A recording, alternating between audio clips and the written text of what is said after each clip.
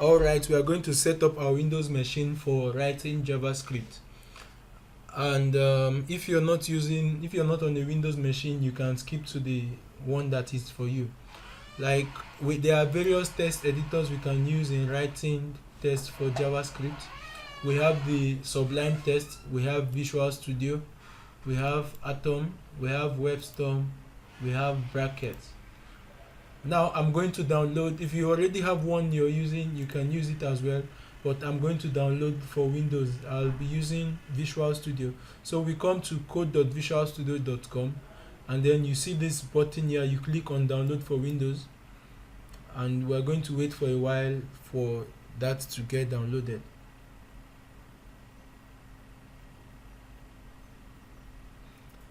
And it's requesting for us. Let's save it and we wait for it to download. I'm not on a very fast internet, so we have to see. Okay, it's finished downloading. Wow, it's fast today. Now I click on run and I wait. Install anyway. It may come on yours, it may not come. So now we click on this icon. It carries us through the setup. We have to accept the agreement and we click on next. It's requesting for where we are going to save. Let's leave it as where it is, and we click on next and next and next, and we install. So what if you already used to any other text editor, you can use it. There is no problem with that, but for this course I'll be using Visual Studio. Okay, and then we are done installing. Let's click finish to launch VS Code. Alright, when we launch VS Code, we are presented with this. The next thing you are going to do is you click on this icon here, and then you type ESLint here, ES6, because we are going to be using ES6 syntax. So let's search for that, and then you see Babel ES6/7. We are going to install this, and then you also type Sublime here, and then this you select on Sublime Text Key Map. You install that as well.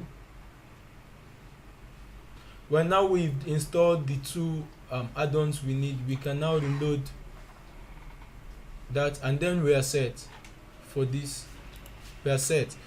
The next thing we are going to install Node on our machine. So let's go to Google and we search for Node.js. We'll be taken to the official homepage of Node.js. Okay, there are two versions here to be installed. We'll click on this one. This is recommended for most users, but this is the latest. But let's use this one. Anything from 4.2 will be okay for this course. We install it. We run it, and then we'll be told to install anyway. This is just for this. Your computer may not necessarily give you that. You click on next. You accept agreement. If you want to go through all of this, you can go through it. And we click on next, and we install Node.js on our machine. It could take some time. While we are waiting for that to get installed, let us also install something. We are not going to be using the command prompts for this. We are going to download something quickly. Again, we go to Google and we search CMDER. It is an emulator. It's just like the terminal for Mac, but this is mainly for Windows. It will perform whatever I'll be writing on my Mac machine, because I'll be using a Mac machine for this course. This will work. Now you are to download this full version. Don't download the mini. Download the full version, and we wait for that to be done. Let's see what we're installing. It's still there, so we just have to wait. Let's continue with this. This is downloading. Node wants to install. We continue. while we wait for that to be done. So I was trying to say something. As a programmer, one of the things you should make your friend, I have already said that in the introductory video, is that you should always and always refer to Google when you have a doubt, or when there is a bug in your file, in your program, and you don't know how to solve it. It will be better you refer to Google, because whatever problem you are facing in a code, whatever error or whatever bug you have, someone must have experienced it or noticed it or have gone through the same process. So it's better most times you refer to that, and then you get a good solution for what you're doing. Okay, node is almost installed. While we're waiting for commander to get installed, to get downloaded, it is going to be a zip file. When it's downloaded, we have to unzip it and install it somewhere on our machine. So the reason why we're actually installing Node is so that we can be able to run JavaScript on another platform which is not our browser. Remember, JavaScript was just mainly for our browsers to perform, but now you can use JavaScript for both back-end authentication and the rest of them. So Node helps us to be able to run that. It is installed. We click on finish while this is done. So let us open the folder and see what we have there. Okay, and this is it. I'll open this. This is what we have here. I'll unzip here.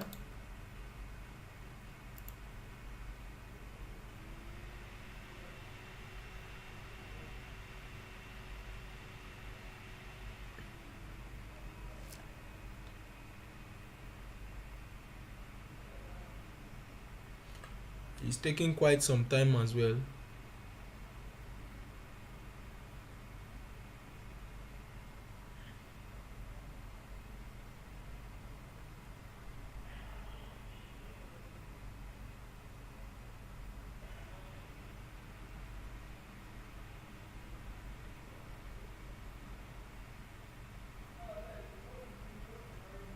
Okay, and it's almost done.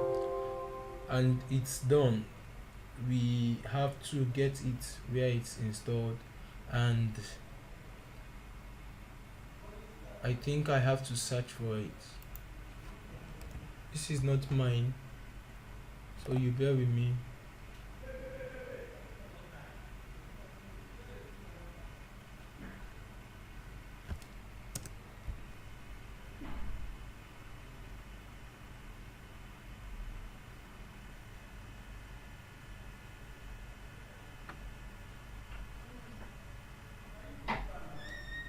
Okay, I think it was extracted all over the desktop, all over the place.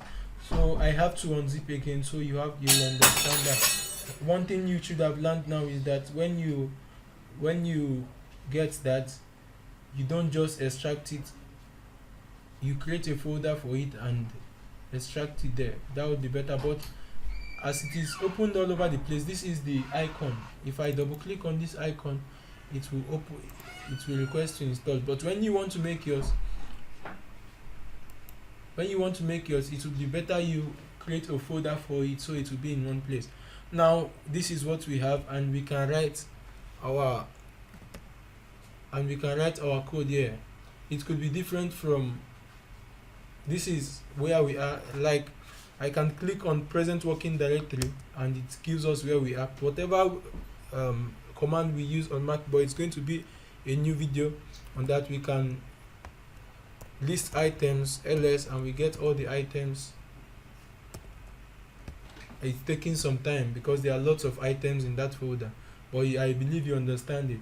Okay, now we are set on the Windows machine.